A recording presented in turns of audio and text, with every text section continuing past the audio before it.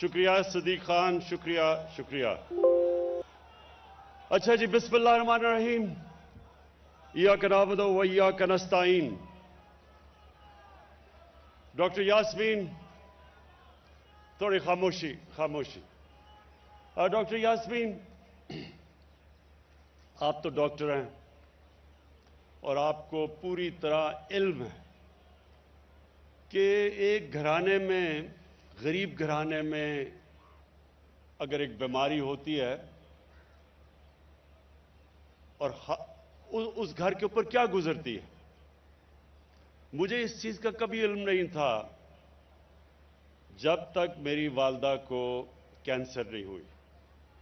تب تک اللہ نے کبھی مجھے نہ کوئی سامنا کروایا تھا بیماریوں کا، نہ میں نے کبھی اپنے گھر میں بیماری دیکھی تھی، تو مجھے کبھی اندازہ نہیں تھا کہ ایک گھر کے اوپر کس طرح کی بے بسی آتی ہے جب آپ کے گھر میں کوئی بیمار ہو، آپ کی بہن، بچے، ماں باپ، اور آپ ان کا علاج نہ کروا سکیں، کیونکہ اس وقت پاکستان میں کوئی کینسر ہاسپٹل نہیں تھا اور مجھے پہلے تو اپنی والدہ کو ملک سے باہر لے جانا پڑا۔ پھر جب ان کی چوتھی سٹیج پہ کینسر چلی گئی تو مجھے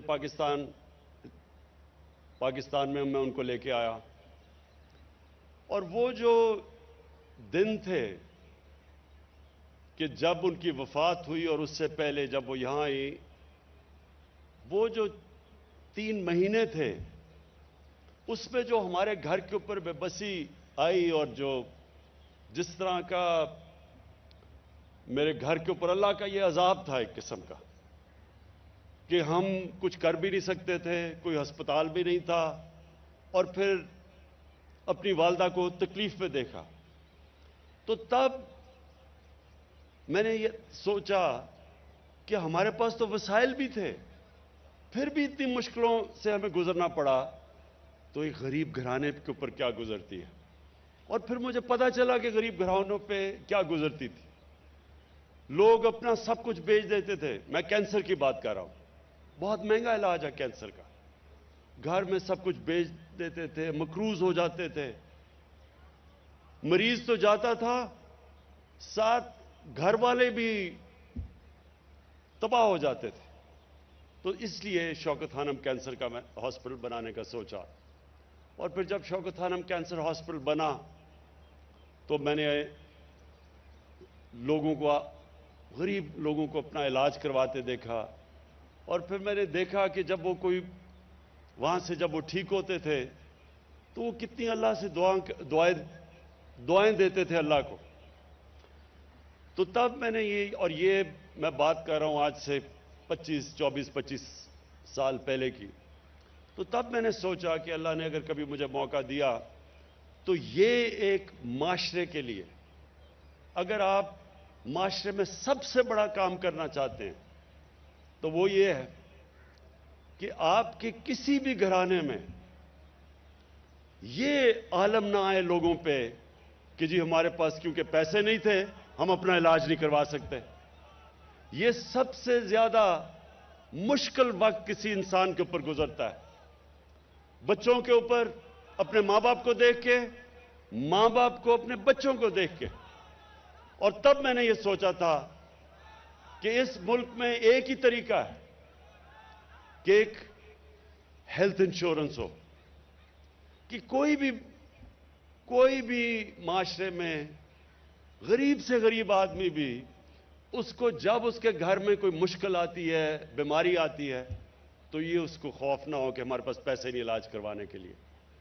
تو میں آپ کو ایک ریاست مدینہ کی لوگ بات کرتے ہیں کیونکہ ان کو زیادہ تر لوگوں کو سمجھ نہیں ہے ریاست مدینہ کی، اس لیے ہم نے رحمت للعالمین اتھارٹی بنائی ہے تاکہ اپنے بچوں کو بھی پتہ چلے، ہمارے یوتھ کو پتہ چلے، ہمارے ہر لوگوں کو پتہ چلے کہ اصل میں سیرت نبی کیا تھی، وہ کتنا بڑا دنیا کی تاریخ کا انقلاب آیا تھا جس کو ہم ریاست مدینہ کہتے ہیں۔ اس میں ایک پوائنٹ آپ کو سب کو سمجھنا ہے کہ جب نبی صلی اللہ علیہ وسلم نے ریاست مدینہ اس کی सरबराही संभाली तो मुसलमान गरीब तरीन थे। ज्यादातर तो लोग हिजरत करके आए थे, कुछ भी नहीं था उनके पास। लेकिन इसके बावजूद कि गुर्बत की इंतहा थी, उन्होंने तब फैसला किया कि हम इसको एक फलाई रियासत बनाएंगे। उन्होंने ये फैसला किया कि रियासत जिम्मेदारी लेगी अपने कमजोर लोगों की। तो दुनिया की तारीख की पहली फलाई रियासत बनाई। अब पॉइंट ये है कि जो रैशनैलिटी है या अकल तो ये कहती है कि आपको तब फलाई रियासत बनानी चाहिए जब आपके पास पैसे हों। हां जी, स्कैंडिनेविया में बड़े पैसे हैं उनके पास, तो उनकी बेहतरीन फलाई रियासत है। लेकिन मदीना की रियासत में तो पैसे नहीं थे। तो अल्लाह हमें, जब हम उसको स्टडी करते हैं तो अल्लाह हमें क्या बता रहा है कि पहले आप एक रियासत में इंसानियत लेके आते हैं, फिर उस रियासत के पास पैसा आता है। जो रियासतें इंतजार करती हैं, हम तो कब से इंतजार कर रहे हैं, 74 साल से इंतजार कर रहे थे कि पाकिस्तान में जब पैसा आएगा तो हम इसको फलाई रियासत बनाएंगे।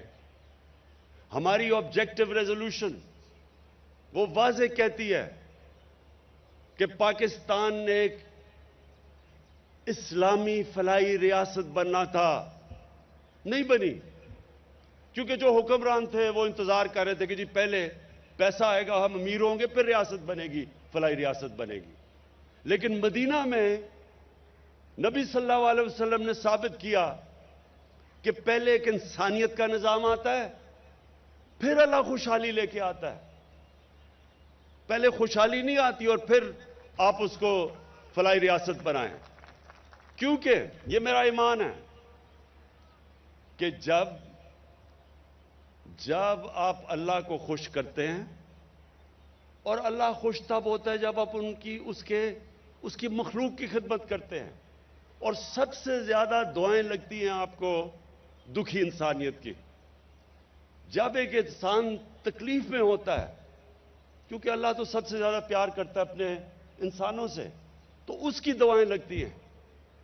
जब मैंने शौकत खाना बनाया, हॉस्पिटल खुला, बाहर से हम चीफ एग्जीक्यूटिव लेके आए, उसने पहली बोर्ड मीटिंग में कहा कि जनाब आपने अगर 5% मरीजों से ज्यादा मुफ्त इलाज किया, ये कैंसर हॉस्पिटल आपका 3 महीने में बंद हो जाएगा। ये 1995 की मैं बात कर रहा हूं। मार्च में वो मीटिंग हुई बोर्ड ऑफ गवर्नर्स की। उसने कहा कि कभी दुनिया में कोई प्राइवेट हॉस्पिटल नहीं चल सकता, कैंसर का हॉस्पिटल नहीं चल सकता जिधर आप 5% मरीजों से ज्यादा मुफ्त इलाज करें। 75% मरीजों का हमने मुफ्त इलाज तब से शुरू किया। आज से आज तक दुनिया में वाहिद कैंसर हॉस्पिटल है जो प्राइवेट कैंसर हॉस्पिटल 75% मरीजों का मुफ्त इलाज कर रहा है। और सिर्फ वहीं इलाज नहीं किया, पेशावर में इतना पैसा है कि दूसरा कैंसर हॉस्पिटल खड़ा कर दिया, और तीसरा कराची में इंशाल्लाह सबसे बड़ा कैंसर हॉस्पिटल बनना शुरू हुआ है। मैं आपको ये खड़ा मिसाल आपके सामने हूं। आज तक कोई ये नहीं बता सका कि कैसे एक प्राइवेट कैंसर हॉस्पिटल 75% मरीजों का मुफ्त इलाज करते हुए आज भी चल रहा है। हर साल पिछले साल से ज्यादा पैसे आते हैं। 70 करोड़ में जो हॉस्पिटल बना था, सालाना खर्चा उसका आज गरीब मरीजों पे 10 अरब रुपया है। 10 अरब रुपया सालाना खर्चा है गरीबों का इलाज करते हुए। 70 करोड़ में हॉस्पिटल बना था। इसकी क्या लॉजिक है? आप ये कैसे एक्सप्लेन करेंगे? स्वाय इसके ये अकल से नहीं आप करते, ये दिल से करते हैं और अल्लाह की बरकत आती है ऊपर। इसी तरह पाकिस्तान पे अल्लाह की बरकत आएगी। जब कोरोना आया, मैं आपको दूसरी मिसाल देता हूं। जब यहां कोरोना हुआ, आपको पता नहीं याद है या नहीं, 3 महीने मुझे ऑपोजिशन ने मुसलसल बुरा भला कहा कि जनाब ये लॉकडाउन नहीं कर रहा, مجھے نریندر مودی کی مثال دی کہ دیکھیں ہندوستان میں اس نے لاک ڈاؤن لگا دیا ہے. کسی نے کہا جی اس کے اوپر ایف آئی آر کاٹنی چاہیے جو بھی مرتا ہے کرونا سے. جو اپوزیشن نے, آپ کو پتہ نہیں یاد ہے نہیں, اسمبلی میں, اخباروں میں برا بھلا, میں نے کیوں نہیں لاک ڈاؤن پوری طرح لگایا؟ میں بار بار لوگوں سے ایک سوال پوچھوں کہ وہ دہاڑی دار کا کیا بنے گا جو دہاڑی کرتا ہے اور بچوں کو کھلاتا ہے؟ وہ جو ہفتے میں کام کر کے جو ویکلی ویج لیتا ہے, وہ اس کا کیا بنے گا؟ ٹیکسی ڈرائیور کا کیا بنے گا؟ رکشے والے کا کیا بنے گا؟ چھابڑی والے کا کیا بنے گا؟ کوئی جواب نہیں دیتا تھا. کیونکہ ہماری بدقسمتی یہ ہے, جو ہمارے پیسے والے لوگ ہیں, جو ایلیٹ ہے, اس کو فکر ہی نہیں ہے عام آدمی کی. تو مجھے کہہ رہے ہیں کہ لاک ڈاؤن لگا دو, جواب نہیں دے رہے کہ وہ کیسے اپنا پیٹ پالے گا. چائنا نے جب ووہان پروونس کے اندر لاک ڈاؤن لگایا تھا تو ایک ایک گھر پہ انہوں نے کھانا پہنچایا تھا. تو میں ان سے پوچھتا تھا کہ کیا ہم گھروں میں کھانا پہنچائیں گے ان لوگوں کے؟ کیا وہ جو کچی آبادیاں جدھر 8-8 لوگ ایک کمرے میں ہیں, ان کا کیا بنے گا؟ کوئی جواب نہیں دیتا تھا. لیکن لاک ڈاؤن لگا دو. آج پاکستان کی دنیا میں مثال دی جاتی ہے. دنیا آج مانتی ہے کہ ایک ملک, اپنی ہم بات نہیں کر رہے, یہ اکانومسٹ میگزین آج 172 ملکوں میں کہہ رہی ہے کہ جو ملک سب سے بہتر کرونا میں نکلا, اپنی عوام کو بھی بچایا کرونا سے. ساتھ والے ملک میں دیکھیں کتنے لوگ مرے. ہندوستان میں, ہمارے ایران ہمسایہ ملک, ادھر کتنے لوگ مرے, ان کی معیشت کو کیا نقصان ہوا. اور اپنے ملک کو دیکھیں, اللہ کی برکت آئی یہاں, کیونکہ ہم نے میرا یہ ایمان ہے کہ ہم نے اپنے کمزور طبقے کو بچایا. ہمیں فکر کی کہ ان بیچاروں کا کیا ہوگا. اللہ ان کی آواز سنتا ہے. اور انشاءاللہ یہ جو آج ہیلتھ کارڈ لانچ کیا ہے, ڈاکٹر یاسمین, میں آپ کو اور خاص طور پہ عثمان بزدار آپ کو اس لیے خراج تحسین پیش کرنا چاہتا ہوں کہ جب میں نے آپ کو کہا کہ سارے خاندانوں کو آپ ہیلتھ کارڈ دیں گے تو دونوں کو شروع میں بڑا جھٹکا پڑا. 440 ارب روپیہ 3 سالوں میں خرچ کرنا ہے انہوں نے.